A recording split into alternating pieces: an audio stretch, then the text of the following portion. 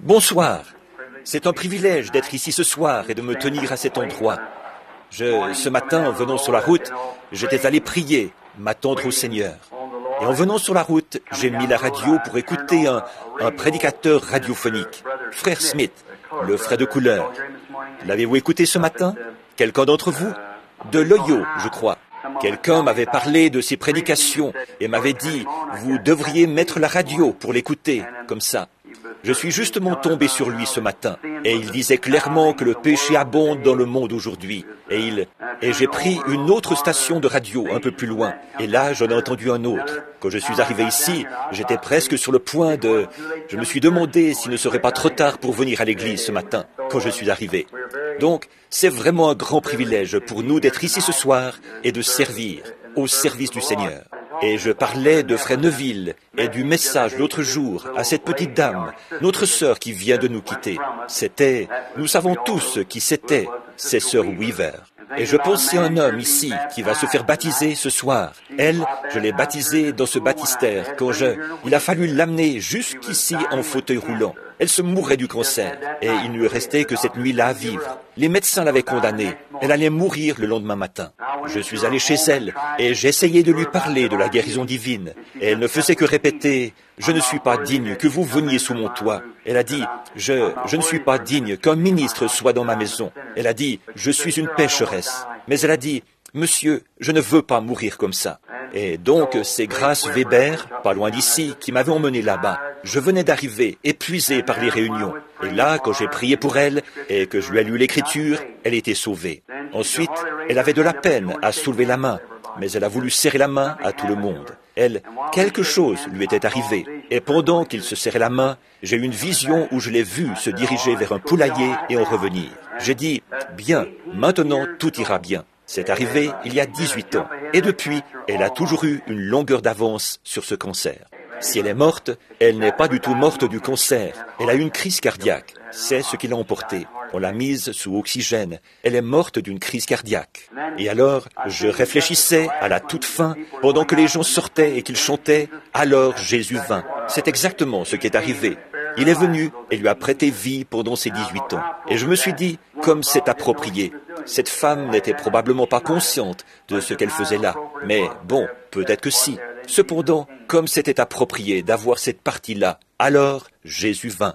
Maintenant, c'est juste avant de commencer. J'espère ma grande série de réunions. Je deviens très nerveux. Ce matin, j'étais super tendu. Alors je suis allé prier. Je suis ici à la maison. La famille, je les ai conduits en Arizona pour que les enfants puissent reprendre l'école. Et je suis ici juste pour me détendre un peu. Aller à la chasse avec Frère Wood et un groupe de frères d'ici. Aller à la chasse cette semaine. Nous allons dans le Kentucky. Et je suis arrivé précisément le jour où Madame Weaver est décédée. Et ça tombait bien que je sois ici pour pouvoir assister Frère Neville lors de ses funérailles. Et j'essaye de ne pas trop en parler. Vous savez, en présence de gens qui se plaignent. Parce que je pense que l'une des choses les plus horribles, c'est de voir un homme ou une femme qui se plaint constamment. J'ai toujours pensé, oh Dieu, garde-moi d'être comme ça. Voyez, cela affaiblit continuellement la foi. Vous savez, c'est je sais qu'en vieillissant, chacun d'entre nous, des choses et encore des choses vont nous arriver.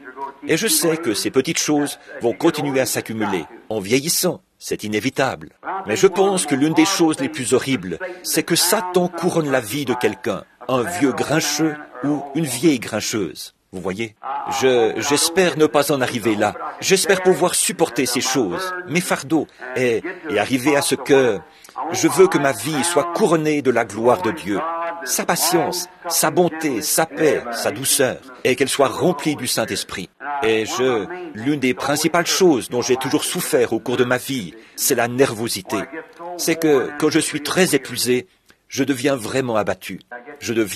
On a l'impression que personne ne se soucie de nous, vous savez, et on est complètement... Ça vous arrive aussi. Il se trouve que j'en ai vraiment une surdose, vous savez, et parfois, ça devient vraiment grave. Et j'ai du mal à... C'est la tension, c'est elle qui produit ça.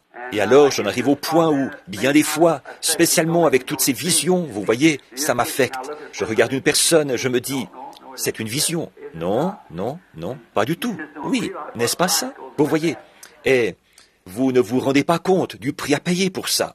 Et donc, on se pose des questions. Ensuite, on se met à réfléchir. Eh bien, Ensuite, on se retire dans un coin et on se dit, eh bien, maintenant, qu'est-ce que j'ai accompli? Me voici, j'ai 50 ans et je n'ai encore rien fait pour le Seigneur. Et je vieillis. Et oh là là!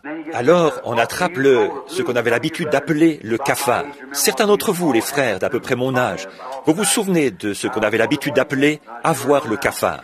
Papa parlait de ça et je me demandais ce qu'il voulait dire. Mais maintenant, je le sais vraiment, ce qu'il voulait dire. Et donc, vous vous mettez à vous sentir comme ça, alors qu'il n'y a rien de vrai là-dedans. C'est seulement vous, et vous le savez. Voyez, vous le savez que ça vient de vous. Donc, là, j'essayais de me calmer un peu et de me préparer pour la grande offensive qui, je l'espère, aura lieu prochainement. Passez alors je dois aller à New York très bientôt et pour des réunions là-bas, une campagne. Ensuite, descendre à Shreveport et ensuite retourner à Phoenix. Après quoi, revenir par l'ouest, la frontière sud des États-Unis. Et puis, on est maintenant en train de faire les préparatifs pour notre déplacement outre-mer, pour commencer là-bas dès que nous le pourrons, après le 1er de l'an, peut-être en mars ou en avril, quelque chose comme ça. À partir de Stockholm ou d'Oslo, faire le tour du monde si nous y arrivons lors de cette prochaine tournée. Et maintenant, je suis à la maison pour, en quelque sorte, me reposer un peu, me retrouver et récupérer. Et si le Seigneur le veut, je reviendrai du Kentucky pour être ici dimanche prochain.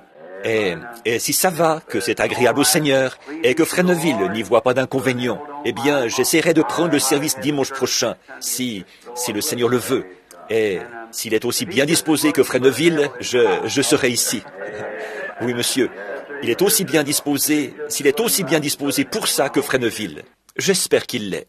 C'est que, voyez, je sais que bientôt, si le Seigneur le veut, je vais être loin de vous pendant un certain temps. Et juste des petits messages. Quand un petit quelque chose me vient à cœur, alors j'ai envie de vous l'exprimer, vous voyez. Et nous pouvons fraterniser autour de ça. Maintenant, j'en ai un assez grand nombre, 5 ou 6 qui me sont venus ces quelques derniers jours. Je suis allé chasser l'écureuil ici, dans les environs, pendant 2 ou 3 jours. Je vais dans les bois, je prends un crayon et du papier. Vous voyez? Alors, quand il commence à faire bien jour, je m'adosse à un arbre quelque part. Si je ne m'endors pas, je me mets à prier. Et là, le Seigneur me donne quelque chose. Je commence à prendre des petites notes là-dessus. Vous voyez? Vous savez ce que je veux dire. Quand on se recueille, puis je rentre, je recopie tout ça sur un calepin. Et alors, quand on fait appel à moi, je vais vite chercher mon calepin. Je le parcours pour voir avec quoi je pourrais commencer. Vous voyez? C'est ce qui vient d'arriver.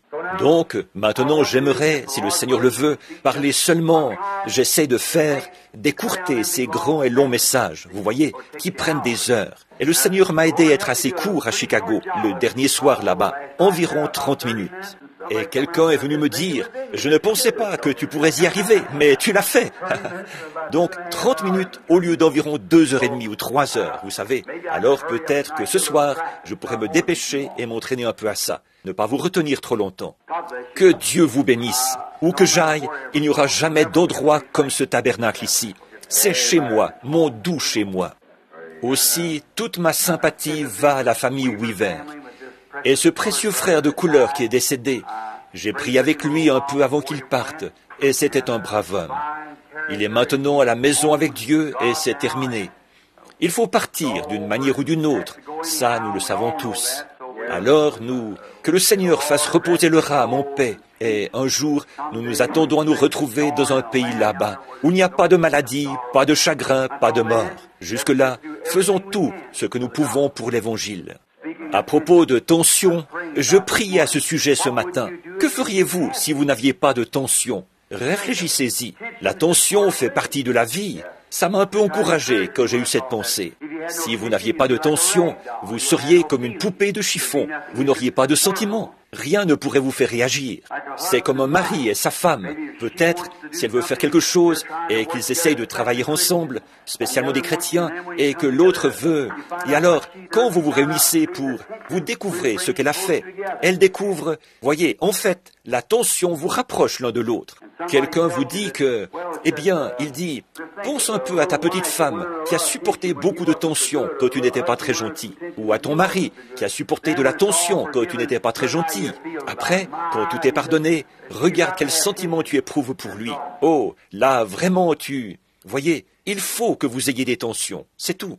Réfléchissez un peu à propos de sentiments. Et si vous ne ressentiez rien, pas de douleur, rien, et s'il n'y avait pas de douleur du tout, vous n'auriez absolument aucun sentiment, voyez.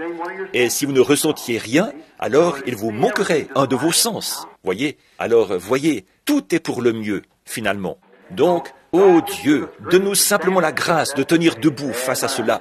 C'est ça qu'il faut. Si nous nous tenons simplement debout, soutenus par cette grâce, que nous nous tenons là et disons, nous savons que, quand cette vie-ci sera terminée, celle qui est magnifique est de l'autre côté, là où nous comptons aller.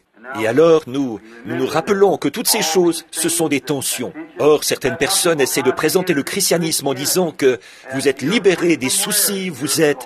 Non, pas du tout. Vous êtes libérés de la tension. Oh non, vous ajoutez de la tension en devenant chrétien. Parce qu'avant, vous étiez un peu, je m'en foutiste, insouciant, n'importe comment. Là-bas, ce que vous faisiez vous était égal.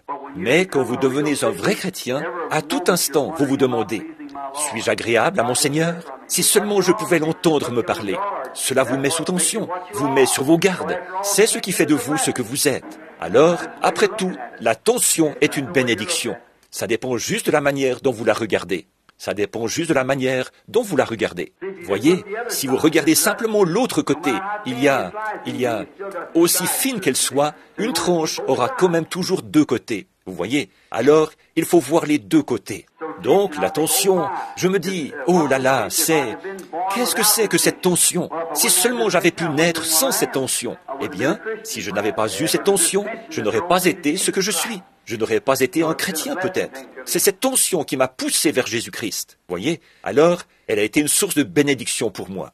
Et donc, comme Paul l'a dit, quand il avait eu une tension ou quelque chose d'autre, bien qu'il ait consulté le Seigneur 3 fois pour qu'il lui enlève ça. Et le Seigneur a dit, Saul, Paul, ma grâce te suffit. Il a dit, alors je me glorifierai de mes infirmités. Quand je suis faible, c'est là que je suis fort. Voyez? Tant que c'est selon la volonté de Dieu, c'est bien. Or, je l'ai consulté une fois, quand ça me dérangeait tellement que ça me faisait peur. Et il m'a dit, il y a environ 8 ou 10 ans, il a dit, ça ne te fera plus jamais peur. Et ça ne m'a plus jamais fait peur. Non, monsieur. Je ne me fais pas de soucis pour ça.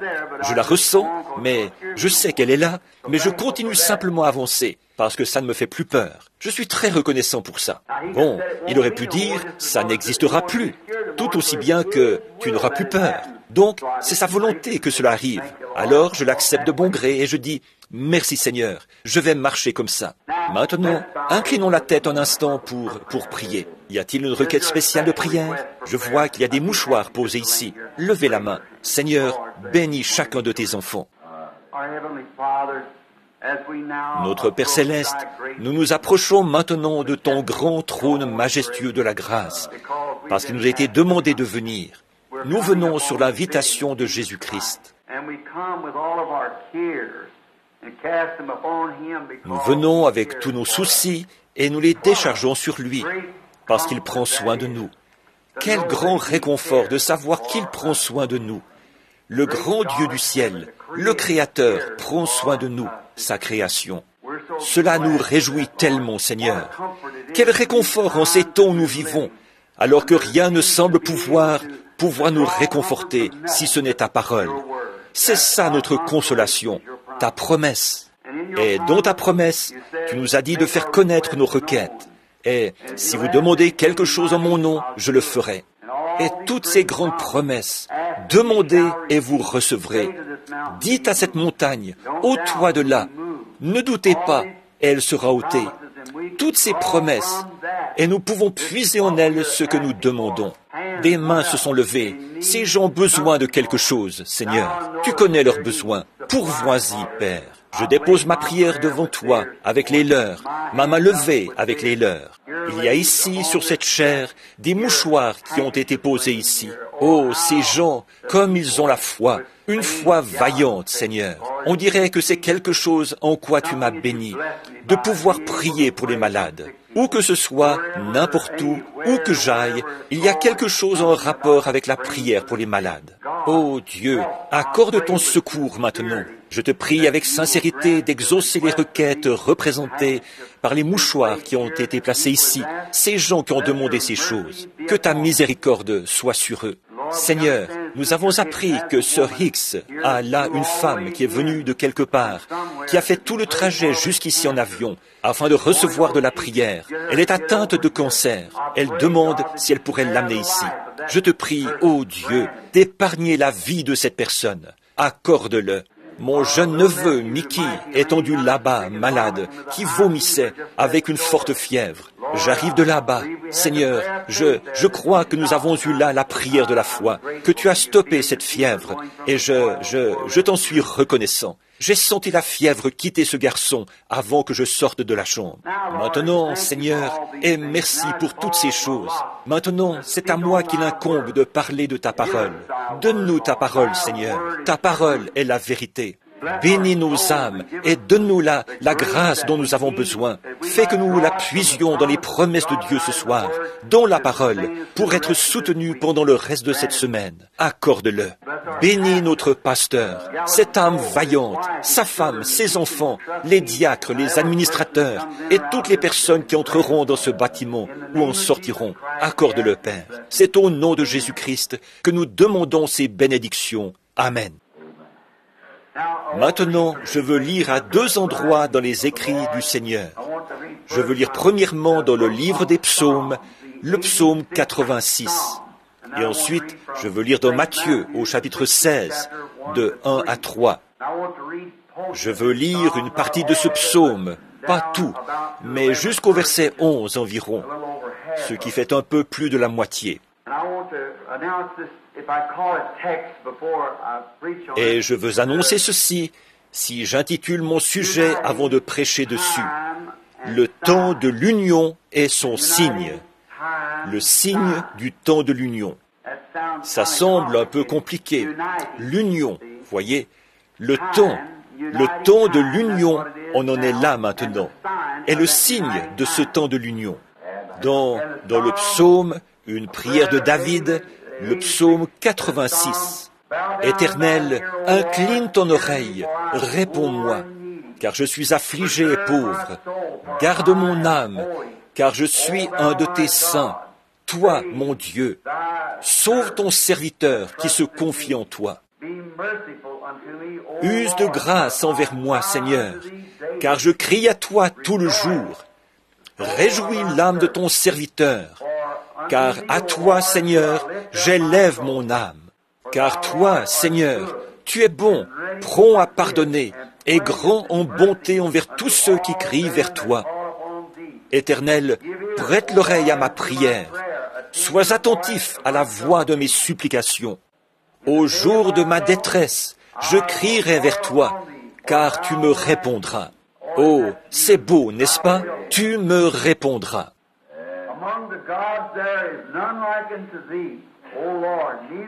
Seigneur, nul entre les dieux n'est comme toi, et il n'y a point d'œuvre comme la tienne.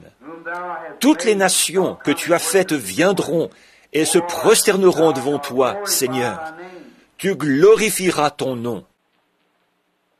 Car tu es grand et tu fais des choses merveilleuses. Tu es Dieu, toi seul. Écoutez maintenant. Éternel, enseigne-moi ton chemin. Je marcherai dans ta vérité. Unis mon cœur à la crainte de ton nom. L'unité, voyez.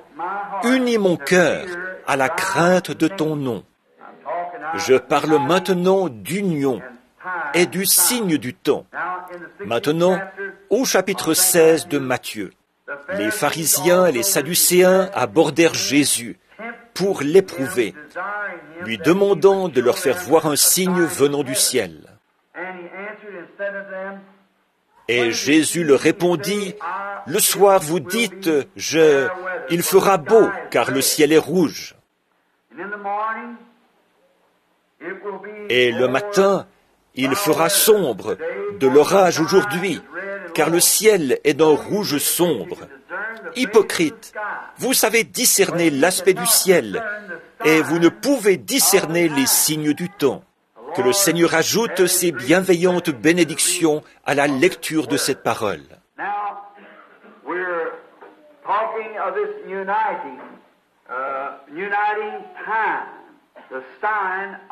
Maintenant, nous parlons de cette union, de ce temps de l'union, le signe du temps de l'union.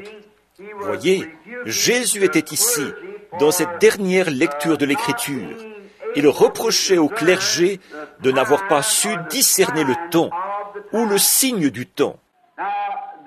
Or, cela a toujours été quelque chose d'important pour les gens, voyez, de savoir discerner le signe du temps où l'on vit.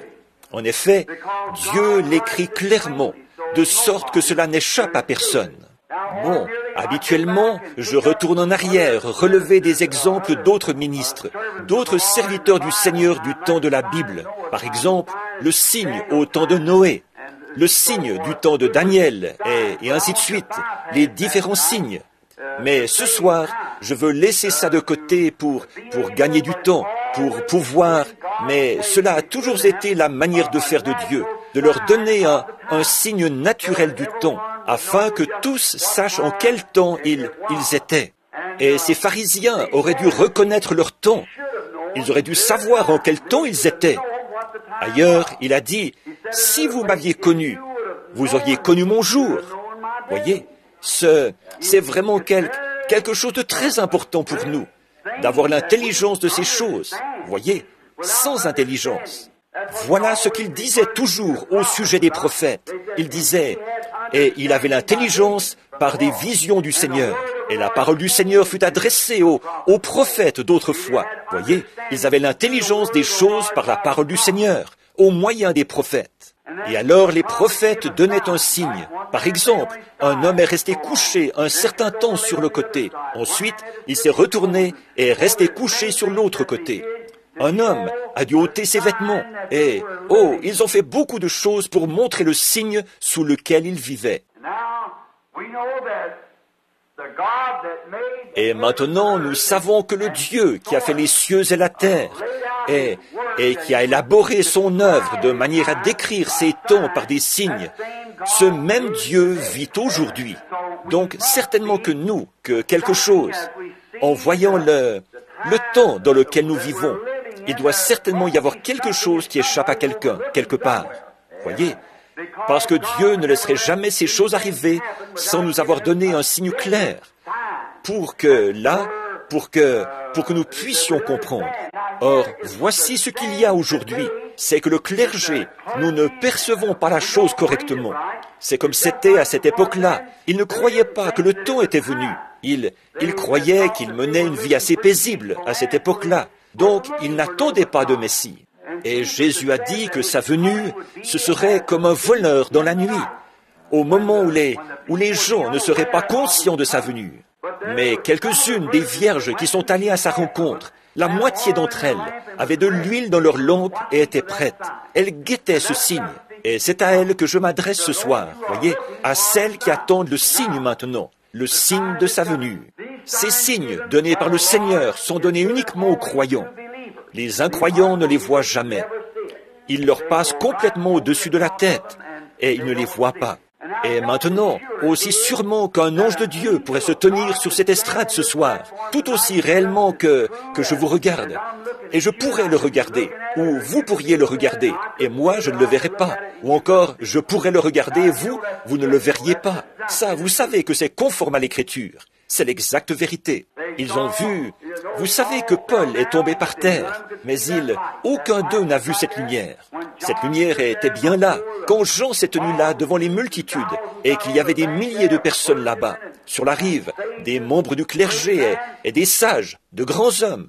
Et Jean lui-même a dit, il a rendu témoignage qu'il avait vu l'Esprit de Dieu descendre comme une colombe et venir sur lui, et qu'une voix avait dit, « Celui-ci est mon Fils bien-aimé, en qui je me plais à demeurer. » Et personne d'autre que Jean ne l'a vu. Voyez, c'était seulement pour lui. Avez-vous remarqué comme il était frappant, le signe pour les mages? Ils ont regardé, c'était des Hébreux. Ce n'étaient pas vraiment des astronomes indiens, c'étaient des Hébreux. C'est qu'ils étaient allés là-bas, dans ce pays, étudier l'astronomie, pour terminer leurs études. Et quand ils ont regardé en direction de Jérusalem, sachant qu'ils voyaient ces 3 étoiles qui correspondaient au chemin de naissance de chacun d'eux, de Cham, de Sem et de Japheth, de la race dont ils descendaient, chacun. Et ils ont vu ces étoiles de leur chemin de naissance. Pour eux, c'était un signe. Lorsque ces étoiles étaient alignées, le Messie était sur terre. Oh là là, ce n'est pas étonnant qu'il soit venu. Où est-il? Où est le roi des Juifs qui vient de naître? Nous avons vu son étoile en Orient et nous sommes venus pour l'adorer. Où est-il? Ils savaient que cet enfant Messie était couché quelque part, parce que Dieu leur avait donné un signe du temps qui indiquait que Dieu et l'homme étaient en train de s'unir ensemble. Quelle unité quand Dieu s'est uni lui-même à un corps humain. La principale, la plus grande de toutes les unions qui ait jamais été faite, c'est lorsque Dieu s'est uni à l'homme, qu'il a laissé sa glorieuse lignée en tant que Dieu, a étendu sa tente et intégré l'humanité, et est devenu l'un d'eux pour les racheter. L'unité. Ce qui a fait quoi? Ce qui a amené pour toujours la paix entre Dieu et l'homme. Combien nous en sommes reconnaissants. Et les signes n'étaient pas envoyés.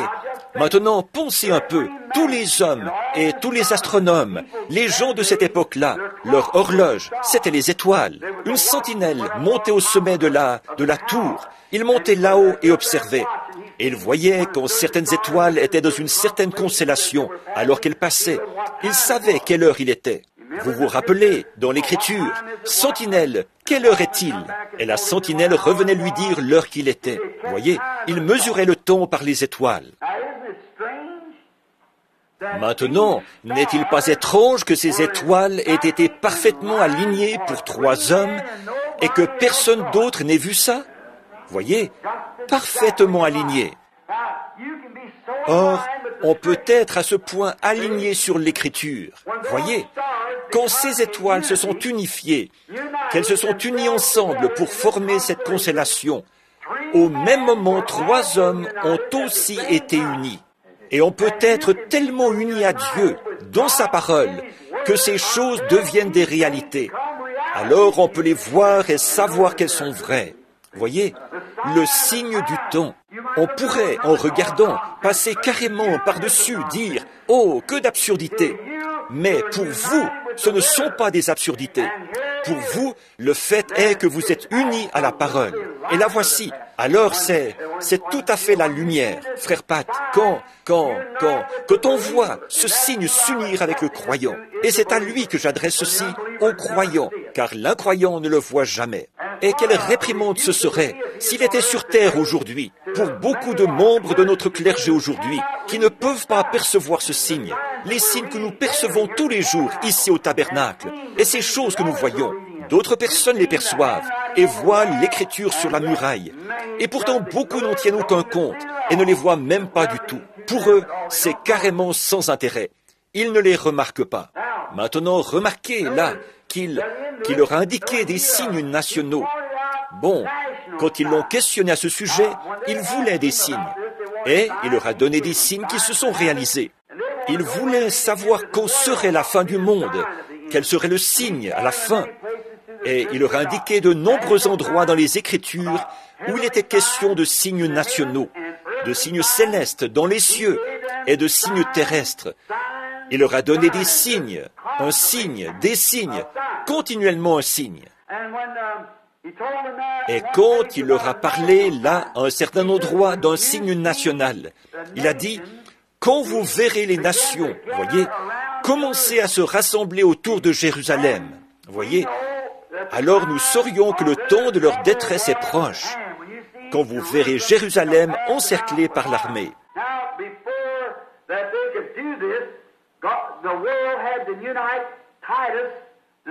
Maintenant, avant qu'ils puissent faire ça, Dieu, le monde devait s'unir.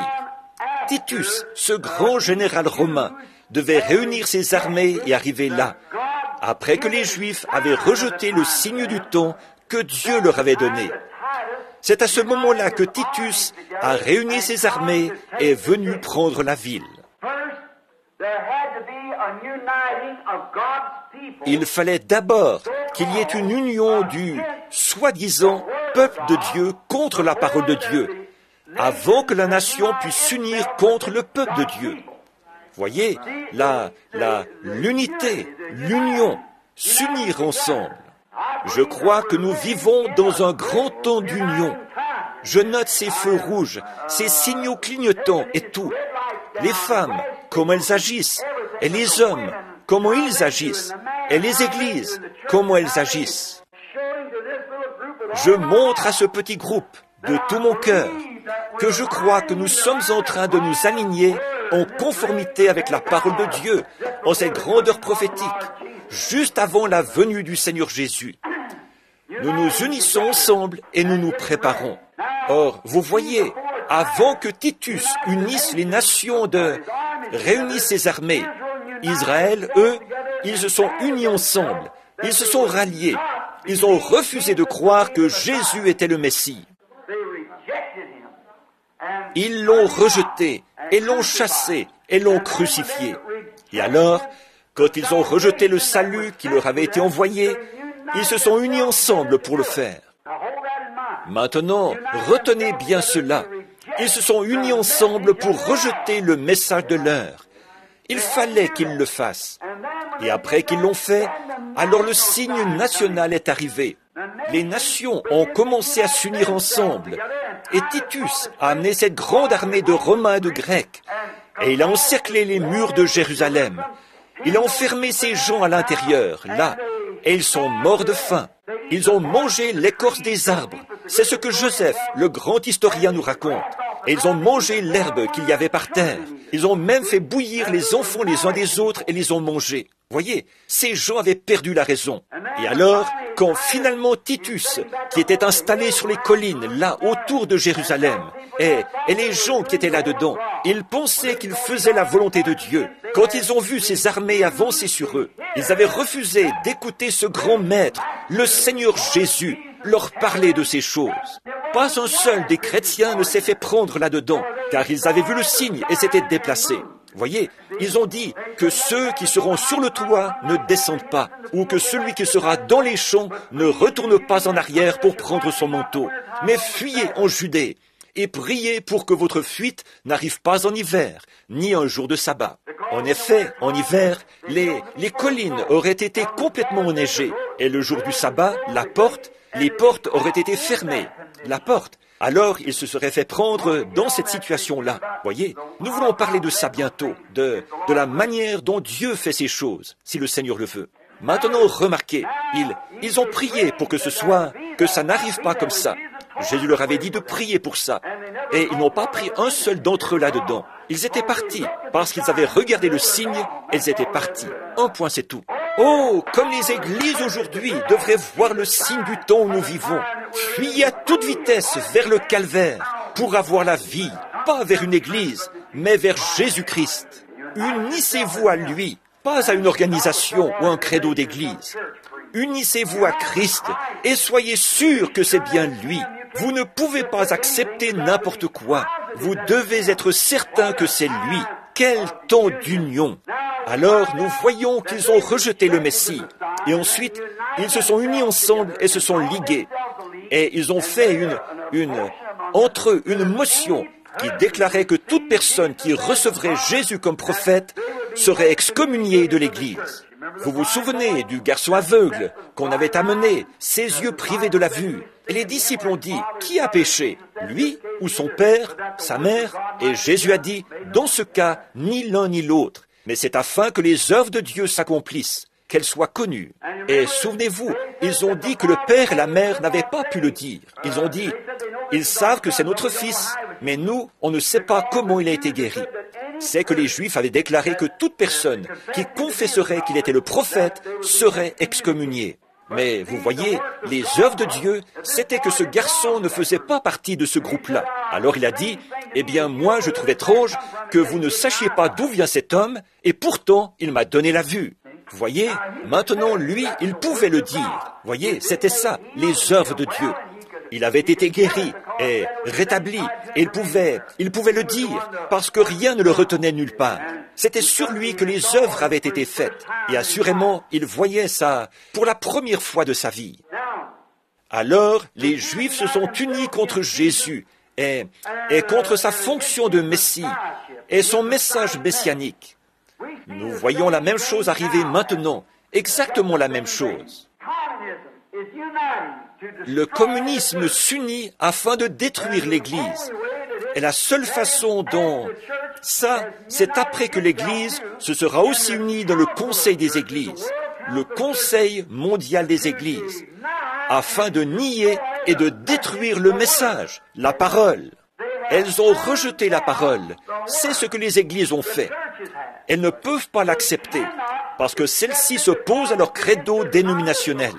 Peu importe combien de colonnes de feu seraient suspendues au milieu des gens, ou combien de personnes combien de choses seraient prédites et se réaliseraient, et tous les grands signes qu'il a promis pour le dernier jour, elles ne le peuvent pas. Elles sont donc en train de s'unir maintenant, et votre pasteur ici, et beaucoup d'autres peuvent vous le dire, ceux qui lisent, qu'elles ont formé le mouvement œcuménique du monde. Et c'est un ministre luthérien qui est à la tête de ça. Alors, si jamais un désastre survenait, se produisait ici dans le quartier, si nous ne sommes pas unis à ce mouvement œcuménique, là, notre Église ne pourra plus être une Église. Elles pourront l'utiliser comme entrepôt. Ou, si l'un de nous, frères, voyait quelqu'un en train de mourir ou qui est blessé et essayait de lui offrir une bénédiction spirituelle, nous pourrions être abattus à cause de ça. C'est tout à fait exact. On pourrait nous donner 10 ans de prison fédérale pour avoir offert un secours, parce que nous ne sommes pas membres de ce mouvement œcuménique. Ne voyez-vous pas la marque de la bête? Voyez? Maintenant, nous voyons arriver ce temps de l'union. Voyez? Maintenant, observez. Et là, l'Église s'est unie contre le message. Et alors, une fois qu'elle l'a fait, les nations s'unissent dans le communisme pour détruire de nouveau l'Église. Exactement ce qu'elles avaient fait au début. Voyez? Cela se répète de nouveau. Il fallait d'abord qu'Israël rejette le message. Et quand ils ont rejeté le message, alors les forces armées, la vie nationale, se sont unies ensemble avec d'autres nations et sont venues détruire l'Église. Et aujourd'hui, ils ont rejeté le message du Seigneur Jésus. Ils ont rejeté le message. Et maintenant, l'heure est venue où le communisme est en train d'unir le monde entier contre l'Église. Voyez, il faut qu'il en soit ainsi. Or, c'est dur de dire ça. C'était dur pour ces Juifs de croire. Ils ont dit, maintenant venez, frères, nous voyons que notre Dieu est avec nous. Donc nous allons entrer dans le temple. Et maintenant, nous allons prier et laisser le Saint-Père un tel et le Saint-Père un tel conduire la prière. Fermez la porte. Et Titus est resté sur ses positions. Il n'a pas bougé de là pendant environ 1 an ou plus. Voyez, il a monté la garde et les a laissés complètement mourir de faim. Pas un seul n'a pu sortir de la ville. Et ils sont morts de faim. Et quand il est entré là et a démoli les murs, le sang a jailli et coulé comme des rivières là-bas, quand il a massacré tout ce qui s'y trouvait. Or, l'ange du Seigneur avait prophétisé cela dans l'Ancien Testament et avait dit que cela allait arriver. Et ces ministres, qui faisaient partie du clergé, qui étaient censés être au courant et informer les gens à ce sujet, bien au contraire, quand Jésus s'est tenu au milieu d'eux, ils ne l'ont même pas reconnu. Et ils ont essayé d'en faire une sorte de pâte de lapin. Fais-nous un tour. Voyons comment on fait ça. Montre-nous un signe. Voyez? Et il a dit, mais il a fait tant de choses. Et pourtant, il ne pouvait pas voir ce qu'il en était. Voyez? Et alors, quand ils l'ont rejeté comme le message de ce jour-là, ils ont rejeté le message de ce jour-là. Ils n'ont pas vu le signe de ce jour-là. Le signe de la prophétie biblique a été accompli devant eux. Ils ont dit, entrons maintenant. C'étaient des hommes saints. C'étaient des hommes dont la vie était irréprochable. Ils n'auraient pas pu être comme ça et ensuite être un sacrificateur. Un sacrificateur aurait été tué. On l'aurait lapidé à mort pour la moindre petite chose. Alors il devait mener une vie pure, sainte. Il n'aurait pas pu faire ça, parce qu'on l'aurait lapidé pour à peu près n'importe quoi. Donc, c'était de grands hommes et des hommes saints aux yeux des gens. Et pourtant, ils sont entrés en disant, « Maintenant, nous avons Dieu, le Dieu qui a été avec nous tout au long des âges. Nous allons entrer dans son Saint-Temple. » Ça l'était, le Saint-Temple de Dieu. Mais vous voyez, il avait été rejeté dans son Saint-Temple. Voyez, nous allons entrer dans la maison du Seigneur. Maintenant, vous, les Hébreux, vous savez tous que nous sommes la race élue. Nous, ici, c'est ce que nous sommes. Et Dieu est notre Dieu, le Dieu d'Abraham, d'Isaac et de Jacob. Il est avec nous. Il va nous délivrer de ces Philistins incirconcis là-bas, comme on pourrait les appeler, ces Romains et ces Grecs. Il va nous en délivrer. Entrons dans la maison du Seigneur. Ça avait l'air d'être une bonne idée. Mais qu'est-ce qu'ils avaient fait? Le bâtisseur de la maison s'y était trouvé, sous la forme d'un noble charpentier galiléen. Et il l'avait rejeté, alors que Dieu avait confirmé qu'il était son messager de l'heure, le germe, et il l'avait rejeté. Alors toutes les prières, toute la sincérité, tous leurs sacrifices ne voulaient rien dire pour Dieu. Ils avaient fait ça, et Dieu a laissé ses grandes armées s'unir pour la détruire. Et nous voyons aujourd'hui que les églises, de par les dénominations et tout ça, rejettent la parole de Dieu. Elles ne veulent pas qu'on leur parle de ces choses, que la science peut pourtant prouver par des photos et tout, mais quand même, elle ne veut rien avoir à faire avec cela. Donc le communisme est en train de se mettre en place pour les détruire, exactement comme Titus l'avait fait. Et la Bible a dit qu'il le ferait, exactement. Maintenant, vous voyez où nous vivons? Au temps de l'union, quand nous voyons ces choses qui s'unissent. Oh, comment se fait-il que nous ne voyons pas ces choses? Vous pouvez regarder ici dans l'Écriture et voir où il l'a promis, que c'est ce qu'il ferait. Maintenant, nous le voyons s'accomplir. Nous voyons dans l'Église ce qu'il a promis de faire. Nous le voyons s'accomplir. Nous voyons les nations s'unir ensemble. Nous voyons les isthmes s'unir ensemble. Nous voyons les églises s'unir ensemble. C'est le temps de l'union. C'est l'heure de l'union. C'est ça, l'esprit de l'âge. Il faut que nous nous unissions. Tout ce qu'on discute doit être organisé. Sinon, même le gouvernement ne l'accepterait pas.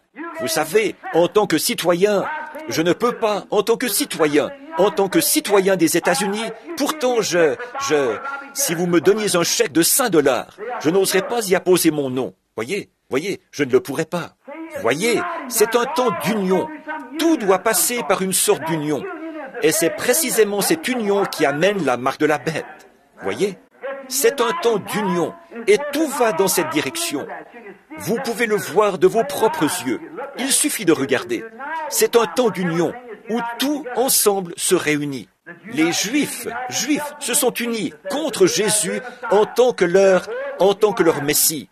Et donc, nous voyons ce qui est arrivé. Nous voyons la même chose maintenant. Le communisme s'unit pour détruire l'Église. Après que l'Église s'est unie dans le Conseil mondial des Églises et qu'elle essaie de détruire le message, la parole de Dieu. Elles essayent de s'en débarrasser. La seule chose qu'elles peuvent faire, c'est former entre elles un conseil, parce qu'elles sont séparées. Un petit groupe ici, les méthodistes, et les baptistes, et les luthériens, et les presbytériens, l'Église du Christ, et ainsi de suite comme ça. Elles ne peuvent rien faire, parce que celle-ci sera contre celle-ci sera contre l'autre. Leur doctrine diffère autant que l'Est diffère de l'Ouest.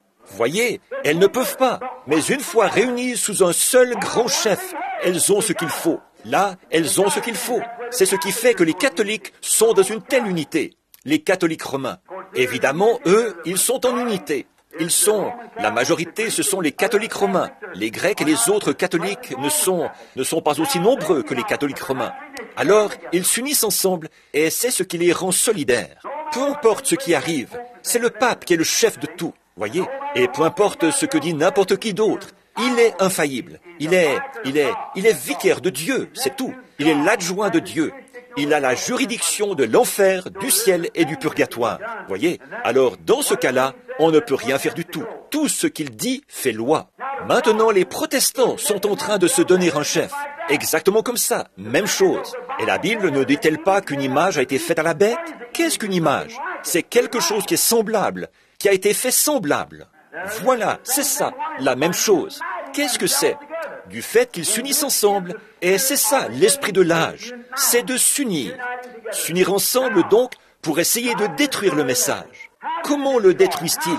Comment pourraient-ils détruire la parole de Dieu? Ils peuvent la rendre inopérante. inefficace en adoptant des traditions, comme il l'avait fait là-bas, au commencement, annulant ainsi l'effet de la parole de Dieu. Voyez, ils disent, « Oh, ça, c'est... » En fait, au fond, on voit cette femme incrédule, là, qui cherche à... Elle... Son nom m'échappe en ce moment. Si je pouvais citer son nom, je cherche à en retenir tellement. Je pensais à cette Miss Nation l'autre jour. Je souhaiterais qu'on ait une autre femme comme celle-là, qui prenne position. C'est elle qui est allée dans les bars et a jeté dehors le whisky et a arraché les affiches et tout ça. Pourquoi est-ce qu'une femme ne prend pas position comme ça aujourd'hui, ne va pas arracher quelques-unes de ces photos de femmes nues de sa propre race et ce genre de choses? De celle-là, on n'en a plus. Bon, mais cette femme, une incrédule, qui dit que la Bible, il est anticonstitutionnel de la lire dans les écoles publiques, et ce genre de choses. Maintenant, ce qu'ils font aussi, l'avez-vous remarqué? Ils essayent de dire maintenant, et des gens qui étudient beaucoup l'Écriture l'ont dit, qu'une grande partie de la prophétie, de ce qui a été prophétisé dans la Bible, était absolument faux, et ne s'est jamais accompli. Vous en avez entendu parler, et vous l'avez lu, et ils essaient de dire toutes sortes de choses. Vous voyez, ils essaient de détruire l'effet de cette parole. S'ils peuvent seulement la détruire et y substituer un credo ou quelque chose qui est de l'homme, qui semble à leurs yeux meilleur que la parole, alors ils la détruisent par leur tradition. Et c'est par ce moyen qu'ils essaient de détruire la parole de Dieu, par une politique dénominationnelle. Maintenant, chaque Église a sa propre politique. L'Église du Christ a la sienne, l'Église chrétienne a la sienne, et les baptistes, les méthodistes, les presbytériens, ils ont tous leurs différentes politiques. Maintenant, ils s'en écartent, parce qu'ils sont séparés. Voyez, la chose n'aurait pas pu se faire avant. C'est maintenant qu'ils doivent le faire. Voyez, c'est le temps de l'union. Et maintenant, ils rassemblent tout ça. Ils mettent tout ça en commun. Et on voit avec quoi ils se retrouvent. Oh, c'est comme faire cuire une miche de pain faite de viande de cheval et d'ordures sorties de la poubelle, plus tout ce qu'ils ont mis avec. On fait des boulettes et ajouter à ça des pommes de terre pourries et d'autres choses. Et voir avec quoi on se retrouve. Moi, je ne veux rien de ça. C'est sûr que non. Non, monsieur. C'est comme ça qu'ils font. Voyez, ils prennent des gens qui croient que Jésus était un mythe. Une église qui croit que Jésus était un mythe. L'autre, certains qui croient qu'il était un prophète. L'une dit, le temps des miracles est passé. L'autre dit, il est possible que ça existe. Et tout ça réuni. Et la Bible dit, comment deux hommes peuvent-ils marcher ensemble s'ils ne sont pas d'accord? Voyez? Or, c'est ça le genre d'unité qu'ils ont. Et en mettant un éminent Saint-Père au-dessus, on a là une image de la bête. Exactement ce que la Bible dit. Maintenant, ils ont un ministre luthérien à la tête. Eh bien, nous voyons que c'est le temps de l'union. C'est la même chose maintenant. Ils s'unissent ensemble. Le communisme et tout le reste. Dans le monde et dans l'Église et tout, ils s'unissent ensemble. Observez la nature. Oh là là, la nature, si vous observez la nature, elle fait la même chose. La nature est le calendrier de Dieu des signes. Le saviez-vous? Jésus leur a dit d'observer la nature. La mer qui mugirait, voyez, et il y aurait différentes choses, et des tremblements de terre en divers lieux, des conflits nationaux, des signes dans le ciel, des signes sur la terre. Partout, il y aurait des signes de ce temps qui arrive. Observez les nuages. Avant que les nuages puissent produire une pluie torrentielle, savez-vous comment ça se passe? Plusieurs petits nuages se regroupent pour former un gros nuage. Eh bien, celui-ci est poussé par un peu de vent, celui-là est poussé par un peu de vent, et ils sont poussés tous ensemble. Et là, on a un ouragan. Voyez, ils s'unissent avant de pouvoir produire un orage. Il le faut. Observez les canards et les oies qui s'unissent ensemble avant de quitter leur pays. Voyez, ils s'unissent ensemble. On les voit voler d'un étang à l'autre, d'un endroit à l'autre. Ils se rassemblent tous. Ils s'unissent, se préparent pour leur départ. Voyez, c'est la nature. Et Dieu a créé la nature. Et la nature agit d'après le plan de Dieu. C'est une loi de Dieu non écrite. La nature agit en conformité avec sa loi. C'est comme quand on parle à un service funèbre de la sève qui descend dans la tombe, au bout de la racine de l'arbre, pour rester là jusqu'à la résurrection au printemps. C'est une loi de Dieu. Il n'y a pas d'intelligence qui puisse faire descendre cette sève-là. On ne pourrait pas la drainer, on ne pourrait pas l'extraire. Il n'y a pas de meilleure façon de faire que celle de Dieu. C'est Dieu qui a le moyen parfait. Alors, quand les feuilles tombent, alors il envoie la sève en bas, dans la tombe, et la cache. Comme Job l'a dit, cache-moi dans la tombe, jusqu'à ce que ta colère soit passée. Vous voyez, elle descend là, parce que c'est une loi de la nature, avant le gel. Regardez les feuilles qui commencent maintenant à tomber. Pourquoi? C'est une loi de la nature. Les canards vont se rassembler, tous, et ils vont se regrouper autour d'un chef. Là, d'une manière ou d'une autre, ils savent, je ne sais pas comment, mais ils le savent, que ce certain petit canard mâle est un chef. Et ce petit, tous, ils se rassemblent et se regroupent directement autour de lui, puis il s'élève dans les airs. Et pourtant, il n'a jamais quitté cet étang, mais tout droit vers la Louisiane ou le Texas il ira, vers les champs de riz. Voyez, avant de s'envoler, de quitter le lieu où ils sont nés cette année-là, ils s'unissent ensemble. Amen, c'est ça. Ils se regroupent autour de leur chef. Le problème chez l'homme, c'est qu'il ne reconnaît pas son chef. Oui, monsieur, ils vont se regrouper autour d'une dénomination, ils vont se regrouper autour d'un évêque ou d'un homme, mais ils ne veulent pas se regrouper autour du chef, le Saint-Esprit dans la parole. Vous voyez, ils disent, « Oh, eh bien, j'ai peur de devenir un peu fanatique, j'ai peur de partir du mauvais pied. » Oh, c'est ça. Qu'arriverait-il si le petit canard disait « Je n'aime vraiment pas sa manière de soigner son plumage. Je ne crois pas que je vais le suivre. » Vous mourrez de froid. Vous serez coincé là-bas si vous ne partez pas avec le vol au moment du départ. Ils s'unissent ensemble. Et c'est ce que fait la nature. Les oies s'unissent ensemble, se regroupent autour de leur chef. Elles font la même chose. Avez-vous déjà remarqué les abeilles quand elles essaiment? Les abeilles s'unissent ensemble avant d'essaimer, se rassemblent autour de leur reine. C'est vrai. Et là où elle va, elles y vont aussi. Voilà, oui. Que font-elles? Elles s'unissent avant l'essaimage. C'est exact, toute la nature. Les poissons s'unissent ensemble avant la migration du printemps. Là-bas, dans l'océan, on peut les trouver. C'est gros, ce qu'on appelle des bossus, les saumons. Quand ils viennent là, avant cette migration, on les voit par dizaines de milliers, là-bas dans la mer, qui s'amènent tout autour, dans l'eau salée, alors qu'en fait, ce sont des poissons d'eau douce. Et les voici qui remontent directement dans cette eau douce. Ils remontent pour la saison du frais. Ils remontent là-bas et frais, environ tous les 4 ans, et ils meurent dès qu'ils ont frayé. Ils savent qu'ils vont là-bas pour mourir, et il n'y a aucun moyen de les arrêter. Ils sautent les échelles à poissons et tout le reste, pendant leur remontée là-bas, sachant qu'ils vont à leur mort. Mais c'est la loi de la nature qui les pousse. Ils savent qu'ils remontent là-bas pour frayer dans la fosse, et ils meurent. Et les petits arrivent, et là quelque chose les unit ensemble. Les voilà qui partent vers l'océan. C'est une union, c'est une loi. On ne peut pas faire mieux que la loi de Dieu. Les nations se disloquent, car nous voyons que c'est le temps maintenant où elles sont censées le faire. Nous sommes dans un processus de troubles nationaux. Nous voyons que les nations rompent leurs relations. Année après année, nous voyons telle nation s'enfoncer dans le communisme, telle autre s'enfoncer dans le communisme. Et ici même, dans notre propre nation, c'est ravagé par le communisme, et il va prendre le contrôle. Vous voyez, il le fera. Il n'y a pas moyen de l'arrêter. Pourquoi? Pour la même raison qu'on n'aurait pas pu arrêter Titus. Les gens rejetaient Dieu et sa parole. Oui, monsieur. Alors ils vont le faire. Et nous voyons que le processus est enclenché. D'habitude, j'en ai pour 2 ou 3 heures. Jusqu'ici, j'ai déjà mis environ 30 minutes. Voyez? Mais pour arriver à donner tout ça, je me dépêche vraiment. Étudiez ces choses quand vous serez rentrés. Remarquez, ils sont en train de s'unir maintenant même.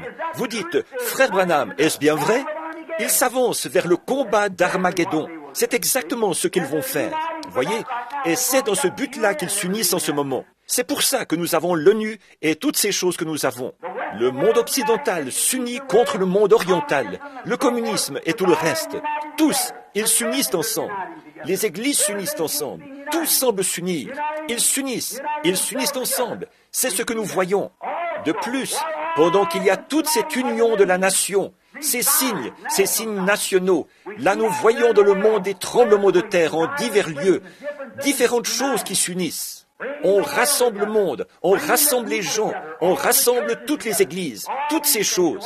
Et pendant qu'il y a toutes ces unions, il y a une autre union qui est en train de se faire. Amen. C'est là-dessus que je veux maintenant attirer votre attention. Dieu est en train d'unir son épouse. Elles s'assemblent de l'Est et de l'Ouest, du Nord et du Sud. Il y a un temps d'union et c'est en train de se produire maintenant même. Elle s'unit pourquoi? l'enlèvement. Amen. Dieu est en train de la préparer. Oui, monsieur, elle s'unit. À quoi s'unit-elle? À la parole. Car tous les cieux et la terre passeront, mais ma parole ne passera jamais. Elle s'unit à l'ainsi dit le Seigneur. Malgré ce qu'en disent les dénominations ou qui que ce soit d'autre, elle s'unit, elle se prépare. Pourquoi? Elle est l'épouse, c'est vrai, elle s'unit à son époux, voyez, et l'époux est la parole. Au commencement était la parole, et la parole était avec Dieu, et la parole était Dieu. Et la parole a été faite chair, et elle a habité parmi nous. Et l'Église est... L'épouse et la parole deviennent tellement un que la parole elle-même accomplit les œuvres de l'époux. Amen. Le voyez-vous? Une union. Ce n'est plus adhérer à l'Église, ce n'est plus telle chose, mais fuyez tout et attachez-vous à Jésus-Christ. Voyez, c'est le temps de l'union. Dieu réunit son épouse, il restaure cela parfaitement. Il unit les paroles de sa promesse. 2 Thessaloniciens chapitre 2, il y est dit, au chapitre 5, il est dit, les saints qui dorment dans la poussière de la terre se réveilleront, et alors nous nous unirons avec eux, les vivants avec ceux qui sont morts. Nous nous unirons avant même d'arriver là-haut, parce que l'épouse sera au complet quand elle arrivera là-bas. Ceux qui sont vivants, ils sont en train de s'unir à la parole, et ceux qui sont partis l'ont déjà fait. Et tout cela s'assemble pour former une grande union, l'union qui se fait avant de monter là-haut. Amen. Le communisme doit gagner du terrain, ces autres choses doivent gagner du terrain, et l'Église doit s'unir là-bas, qu'on sait, et les nations là-bas pour former le Conseil mondial des Églises. Et l'épouse doit s'unir sous la parole de Dieu. Pour accomplir cela, Dieu a envoyé le signe céleste et ces choses qui sont des preuves pour l'Église, comme il l'a fait pour la nation. Amen. Dieu, le temps de l'union. Oui, monsieur. Oh là là. Alors souvenez-vous maintenant, il y a une union de la parole qui s'unit de nouveau.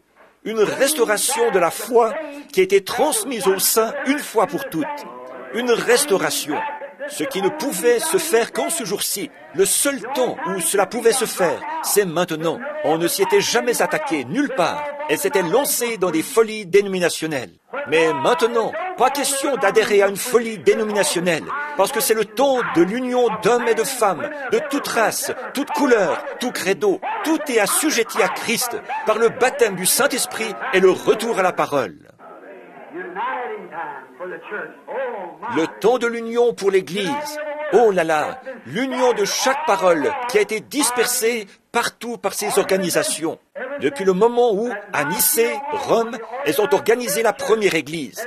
De même, elles ont organisé Luther, elles ont organisé Wesley, elles ont organisé toutes les autres églises. Et pour faire ça, il fallait qu'elles adoptent un credo. Alors, quand Dieu envoyait autre chose, elles n'ont pas pu recevoir cela. C'est pourquoi ce n'était pas possible avant maintenant. Dieu a promis que, dans les derniers jours, la foi des pères serait rétablie et redonnée à l'épouse de nouveau, qu'il en serait ainsi. Et ça ne pouvait se faire en aucun autre temps qu'en ce temps-ci. Regardez quel signe est venu du ciel. Une colonne de feu suspendue parmi nous. Et avec les signes, les prodiges du Seigneur Jésus-Christ. Quand il nous parle, ça ne manque jamais. Ça arrive de façon parfaite chaque fois. Amen. Alors nous voyons où nous en sommes. Au temps de l'union. Nous voyons les nations s'unir. Nous voyons le monde s'unir. Nous voyons le communisme s'unir. Nous voyons les églises s'unir. Et nous voyons Dieu s'unir lui-même à son épouse. Si bien que lui et l'église, c'est la même chose. Alléluia. Comme la pyramide, là, c'est vrai. Ils s'unissent ensemble. Dieu s'unit. Pourquoi? Jamais, depuis le premier âge de l'Église, la colonne de feu n'avait été parmi les gens. Jamais, depuis le premier âge de l'Église, ils n'avaient vu les choses que nous voyons aujourd'hui. Et ceci n'a été rendu possible que lorsque Dieu a envoyé les 7 sceaux et nous a donné un signe par cela. Il a envoyé du ciel 7 anges, et il est venu pour restaurer cette parole qui avait été dispersée par ces dénominations, et pour relier tout cela de nouveau à la parole de Dieu, pour faire descendre son Saint-Esprit. Jésus a dit, si vous demeurez en moi, et que ma parole demeure en vous, alors demandez ce que vous voudrez, cela vous sera accordé. Il unit de nouveau l'épouse à la parole, qui est Dieu. L'Église est la parole, pas l'Église et le credo, l'Église est la parole. L'épouse est la parole, unis ensemble. Oh là là, rétablir quoi? La foi des premiers pères pentecôtistes, voyez, qui avaient été dispersés par le groupe de Luther. Pas par Luther lui-même, pas par Luther, pas par Wesley, pas par ses grands fondateurs. Mais, après leur départ, une église est apparue, et alors, ce qu'ils en ont fait, ils en ont fait une organisation, ils ont accepté des credos et tout, et sont partis comme ça. Et regardez-les aujourd'hui. Maintenant, ils sont entrés dans ce Conseil mondial des églises. Bon, vous voyez, mais dans les derniers jours, vous voyez, nous voyons des choses arriver maintenant qui n'étaient jamais arrivées auparavant. Vous voyez, c'est le signe de Dieu. Et toutes ces unions sont le signe du temps. Maintenant, nous voulons regarder cela attentivement, être vraiment sûrs que nous le comprenons. Ils abandonnent la vraie parole pour adopter des dénominations, pour accepter des credos et les opinions de différents hommes, plutôt que d'accepter la parole. Apocalypse 10 dit le message du septième ange. Maintenant, souvenez-vous, ça, c'est juste au moment des 7 trompettes. Et il y a 7 anges qui font retentir 7 trompettes. C'est à cela qu'on va arriver ensuite. Mais souvenez-vous, là, très spécifiquement, il est dit de l'ange, non pas la trompette du 7e ange, mais le message du 7e ange. Voyez, pas l'ange de la trompette, mais l'ange du message. Voyez, l'ange a seulement sonné de la trompette. Ce 7e ange, l'ange de la trompette. Mais ici, il est dit au jour du message du 7e ange. Voyez, quand son message est fini. Voyez, ça, c'est le message de l'âge de l'Église. C'est en ce temps-là le message, pas la trompette, et le mystère de Dieu qui est écrit dans la parole s'accomplirait. Maintenant, regardez dans quel jour nous vivons. Regardez ces sceaux. C'est ce qui a rassemblé cette parole de Dieu qui avait été dispersée. Luther, là, et tous les autres, ces grands réformateurs qui étaient allés de l'avant, tout cela a été repris et montré dans la Bible, où ils allaient être, la place précise de chaque homme, ce que l'un ferait et ce qui arriverait à l'Église, ce que l'autre ferait et ce qui arriverait à l'Église, et toutes les choses qu'il avait laissées en suspens. Et alors, au dernier jour, alors que nous ne savions rien de tout cela, il nous a été annoncé d'avance qu'une certaine chose arriverait. C'est même passé dans les journaux et tout. Et voilà qu'il descend directement, révèle cela et relie les mystères ensemble. Amen. Frère, moi je trouve que c'est sublime. Moi je trouve que ça unit les éléments de la parole. Peu m'importe mais oui, ce que les gens disent, pensent, m'importe, c'est vrai. Mais ça, pour moi, c'est la vérité. C'est ce que je crois. Comme les mages qui venaient de Babylone, ils ont crié, « Où est le roi des Juifs qui vient de naître ?» Il est sur la terre en ce moment. Il faut que nous le trouvions. C'est vrai. Et je crois qu'il est si près de venir que je peux dire, « Voici, l'époux vient. J'entends le cri de minuit. » Amen. Nous sommes juste au moment de la fin. Oh là là, cette heure dans laquelle nous vivons. Remarquez, voyez, quel jour, quel temps que celui où nous vivons, où ce grand mystère de Dieu s'accomplit, faisant connaître la divinité, montrant ce qu'il en est. Ces petits ismes au moyen desquels ils ont dévié et fait de lui ceci, et quelqu'un a fait de lui ceci, et quelqu'un a fait de lui cela. Mais l'ange du Seigneur est descendu et a dévoilé tout leur isme. Il a dégagé de là la vérité et l'a présentée. Voilà, c'est ça, c'est absolument parfait. Pas moyen de le voir autrement. Voilà, c'est ça, c'est ce qu'il est. Voyez, la semence du serpent, toutes ces différentes choses qui ont été si mystérieuses pour les gens. Voyez, qu'est-ce que c'est? C'est le signe qui indique quoi? Qu'il faut s'unir. Qu'est-ce qu'il a dit dans Malachie 4? Qu'il rétablirait la foi pentecôtiste originelle, la redonnerait aux gens, avec le même message pentecôtiste, le même signe pentecôtiste, la même preuve pentecôtiste. Le même Dieu, la même puissance, le même enseignement, tout exactement pareil, avec la confirmation de la même colonne de feu qui a jeté Paul à terre, là, sur le chemin de Damas. Il est parmi nous aujourd'hui, faisant les mêmes choses qu'à cette époque-là. S'unir. Nous voyons les nations s'unir, nous voyons le monde s'unir, nous voyons les églises s'unir, nous voyons l'épouse s'unir, s'unir à la parole. Pourquoi? La parole est Dieu. Et comme la parole, comme l'époux étant la parole et l'épouse étant l'auditrice de la parole, ils se joignent ensemble dans une union. Ils s'unissent, c'est comme un mariage. Voyez, ils se préparent pour un mariage et ils deviennent un. La parole devient vous, vous devenez la parole. Jésus a dit, en ce jour-là, vous le saurez. Tout ce que le Père est, je le suis. Et tout ce que je suis, vous l'êtes. Et tout ce que vous êtes, je le suis. En ce jour-là, vous saurez que je suis dans le Père, que le Père est en moi, que je suis en vous et que vous êtes en moi. Voyez, en ce jour-là, quel jour? Ce jour-ci, nous voyons les grands mystères cachés de Dieu être révélés. Oh, comme j'aime ça! Oh, remarquez qu'il n'était pas possible de faire de rapprochement entre la science et la parole, comme on le fait aujourd'hui. Le rapprochement n'aurait pas pu se faire avant. Ce n'est que maintenant qu'il est possible. Remarquez, il a dit des signes célestes, des signes célestes. La science et les signes nationaux. Bon, aujourd'hui, ils ont de grands signes dans le ciel. Ils ont des astronautes et tout. Mais ces astronautes, ça produit quel effet sur la science mondiale? Ça éveille une crainte chez les gens. Ils ne savent pas à quel moment ils pourraient envoyer là-haut quelque chose comme ça et simplement lâcher ces bombes. Et nous n'existerions plus. Voyez? Alors, voilà les signes qu'ils ont. Des choses qui font peur à voir dans le ciel. Voyez? Ils les ont. Des missiles atomiques et tout. Toutes sortes de signes. Vous voyez ce traité qu'ils ont signé l'autre jour, déclarant qu'ils n'allaient plus faire exploser de bombes en surface. Mais maintenant, ils vont sous l'eau et dans le sol. Ils continuent quand même à les tester. Voyez, ils signent un traité. Nous n'allons plus faire ceci. Si vous dites que vous n'allez plus le faire, mais nous allons retourner chez nous et le faire de cette manière-ci. Nous savons qu'au même moment, vous faites pareil là-bas. Voyez, il n'y a absolument rien. Ce n'est que... Il n'y a aucune confiance entre eux. Il n'y a rien. On peut... Voyez, et ils ont tous peur les uns des autres. C'est un signe qui fait peur. La science, l'homme et les nations produisent dans le ciel un signe qui fait peur. C'est tout à fait vrai. Donc, ils ont peur les uns des autres. Et il y a un signe céleste qui a été donné à... Voyez, bon, eux aussi, ils ont leur signe dans le ciel. Un signe qui fait peur. Un homme astronaute. Il pourrait avoir un missile atomique, le lâcher et détruire la nation entière. Monter là-haut comme astronaute et se tenir là. Rien ne les empêche de faire ça. Ils peuvent certainement le faire. Quand ils le veulent, ils peuvent la réduire en poussière s'ils le veulent. Mais dans les 15 prochaines minutes, et ce que l'un peut faire, l'autre aussi peut faire pareil. Donc, vous voyez, là, ils ont un signe, mais ce genre de signe les effraie. Ils s'unissent ensemble, ils unissent leurs forces. Le monde libre, il unit ses forces. Le communisme unit ses forces avec la Russie. Tous, mais chacun a peur de l'autre. Voyez, c'est un signe qui fait peur. C'est vrai, ça, ce sont des signes nationaux et tout.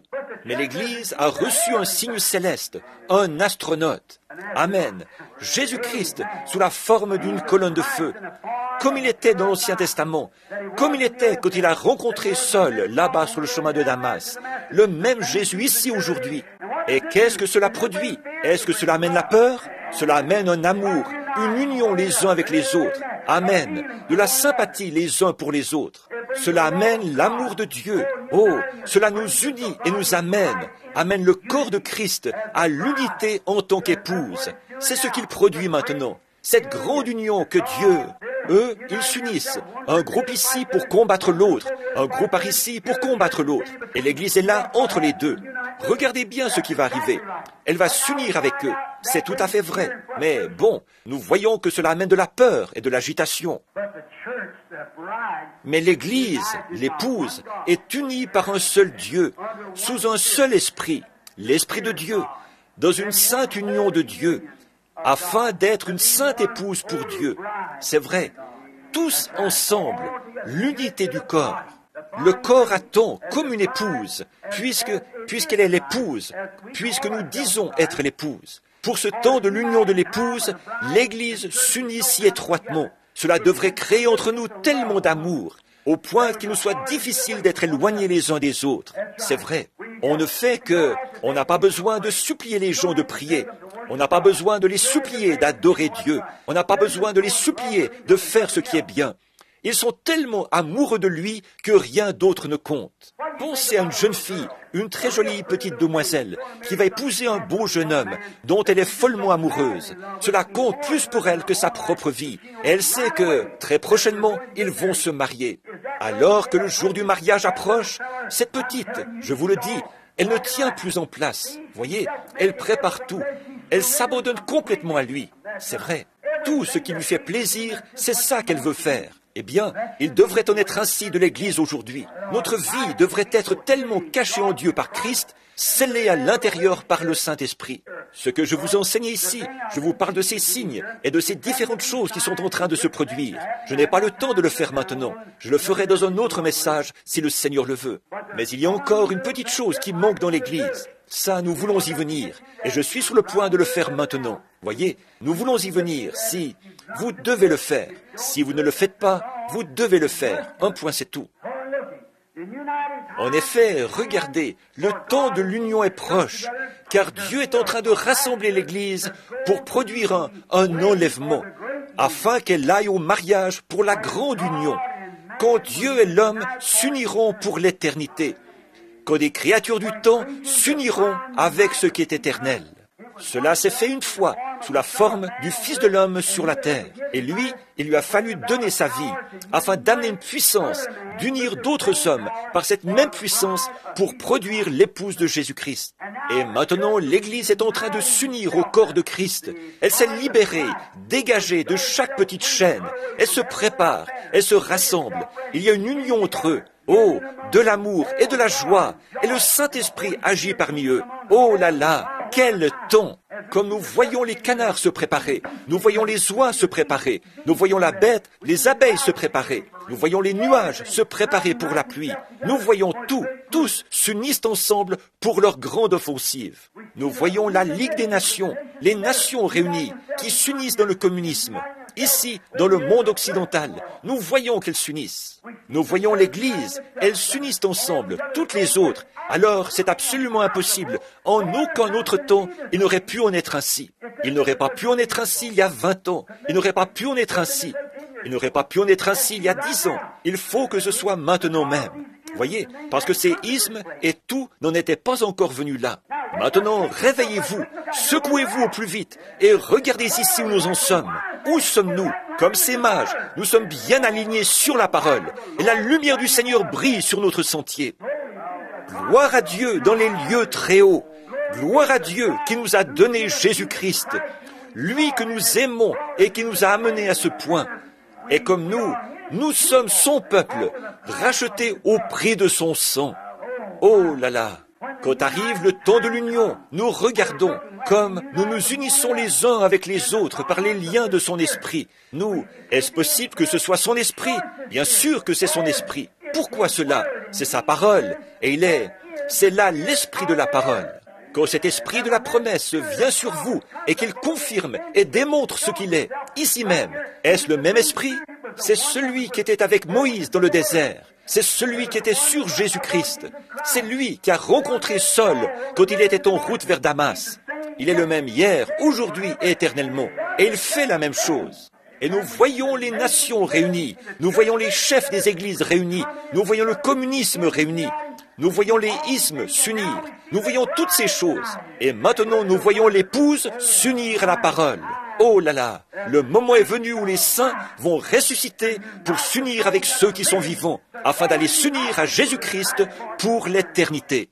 Que Dieu nous aide, chacun de nous, à nous unir à Christ ce soir, que nous abandonnions tout ce que nous sommes, tout ce que nous avons, toute notre âme, tout notre corps et toute notre pensée à Jésus-Christ, et que nous attendions le moment de cette union.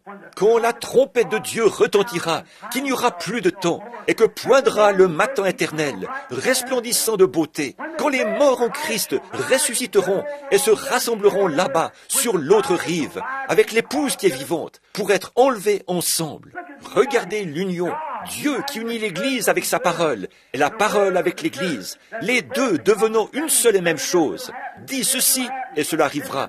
Fais ceci, et cela arrivera. C'est ça. C'est moi devant toi. C'est moi qui le prouve. C'est moi avec toi. Très bien. Nous voyons que maintenant le moment arrive où la trompette retentit et ces saints endormis là-bas, ils ne peuvent pas parvenir sans nous à la perfection. Ils comptent sur nous. Hébreux 11. Et quand ils s'assemblent, ils s'unissent avec les vivants. L'Église s'unit avec la parole. Alors l'Église et la parole qui s'unissent ensemble deviennent un. Les saints morts et les saints vivants s'unissent ensemble pour être un. Et tous ensemble, ils vont s'unir à Christ là-bas pour le souper des noces de l'agneau. C'est le temps de l'union et les signes fusent de toutes parts. Les signes sont présents dans les nations. Les signes sont présents dans le communisme. Les signes sont présents dans le monde occidental. Les signes sont présents dans le conseil des églises. Et le signe est ici, ce soir, présent dans la fonction du Saint-Esprit. Et la parole de Dieu le confirme. Et on établit la vérité. Amen. Le temps de l'union. Le signe du temps de l'union. Inclinons la tête.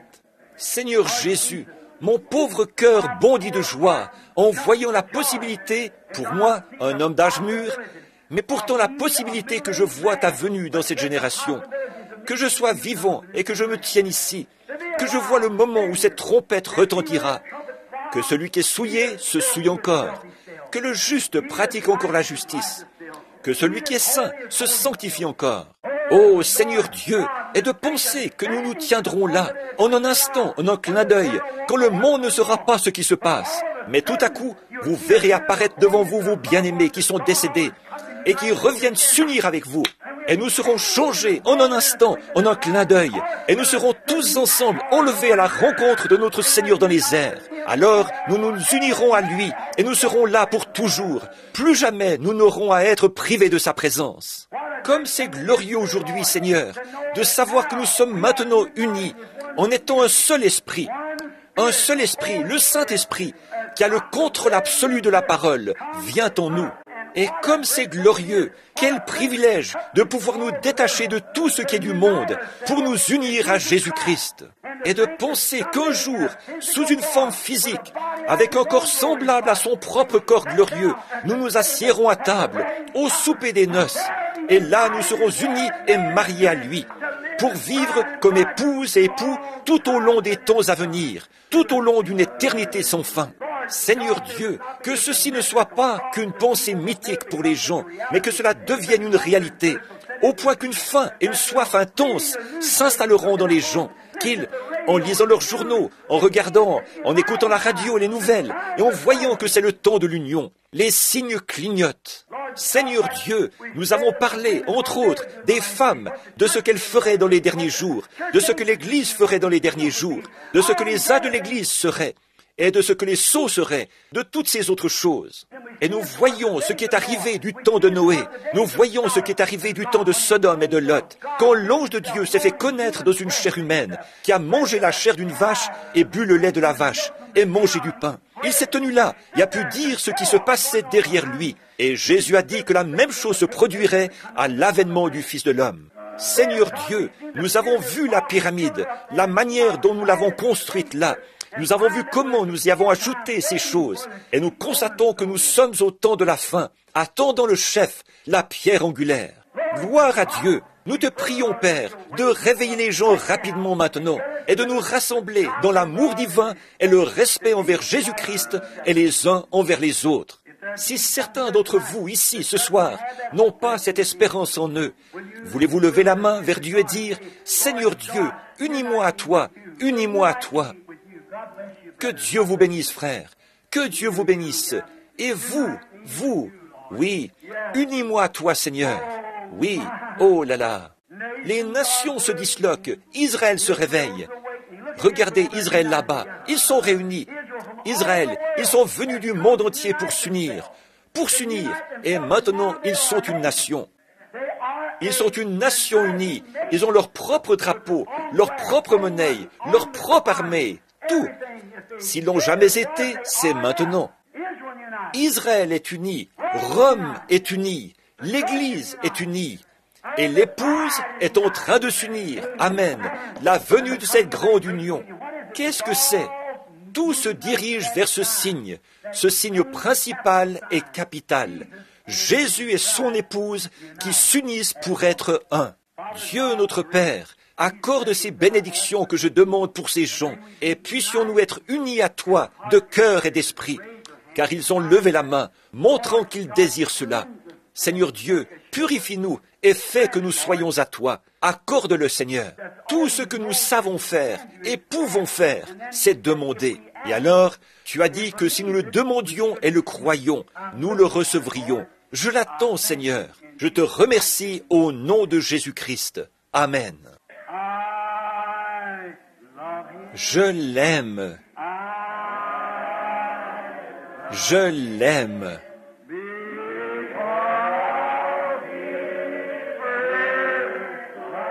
parce qu'il m'a aimé le premier.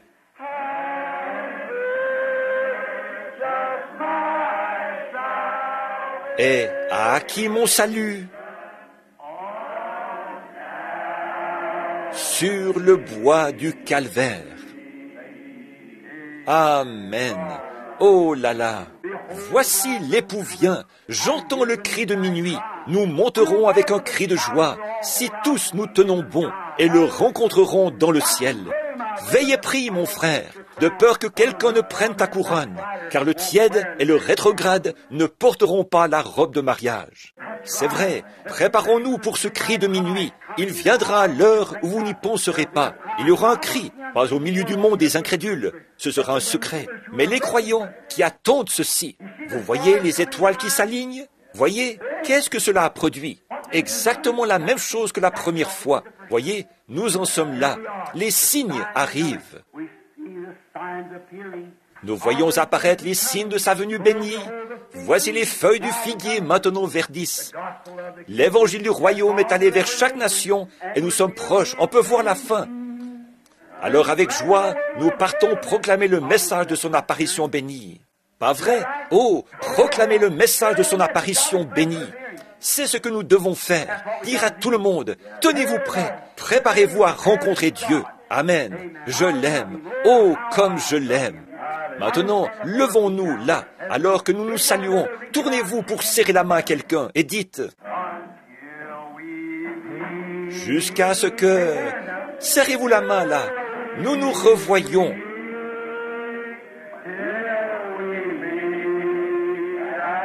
Réunis aux pieds de Jésus, jusqu'à ce que... Souvenez-vous, il se pourrait que vous soyez rappelés. Notre prochaine réunion pourrait avoir lieu à ses pieds. Oh, Dieu soit avec vous jusqu'à ce jour. Maintenant, pensez un peu, avant que nous nous revoyions, dimanche matin ou mercredi soir, il se peut que, tout à coup, quelqu'un a disparu, un tel a disparu, ils sont partis. Oh, de penser que votre mari a disparu, ou que votre femme a disparu, et la femme de Jean a disparu, et par ici, les enfants ont disparu, tout est arrivé. Qu'est-ce qui s'est passé? Alors, vous êtes laissés derrière. Oh, que de pleurs et de gémissements lorsque les perdus ont reçu leur sentence. Ils ont crié aux rochers et aux montagnes, comme Israël, quand ils sont retournés dans la ville, au temple. Ils ont prié, mais leurs prières sont venues trop tard. Ils avaient rejeté le message. Oh, frères, ne faites jamais ça. Quoi que vous fassiez, restez fidèles à la cause. Oui, monsieur. Alors, jusqu'à ce que nous nous revoyions, voici ce que nous ferons. Revêt-toi du nom de Jésus comme d'un bouclier puissant. Quand les tentations surviennent, qu'est-ce que vous faites? Murmure son nom en priant. Précieux nom, nom si doux, espoir de la terre, joie du ciel. Précieux nom, nom si doux, espoir de la terre, joie du ciel. Inclinons maintenant la tête en fredonnant. Nous nous courberons devant lui. Nous prosternons à ses pieds pour le couronner roi des rois. Le voyage terminé. Il le sera un jour. Oh, précieux nom, nom si doux, jusqu'à ce que nous nous revoyions, que Dieu soit avec vous. Espoir de la terre, joie du ciel, précieux nom, nom si doux, espoir de la terre, joie du ciel.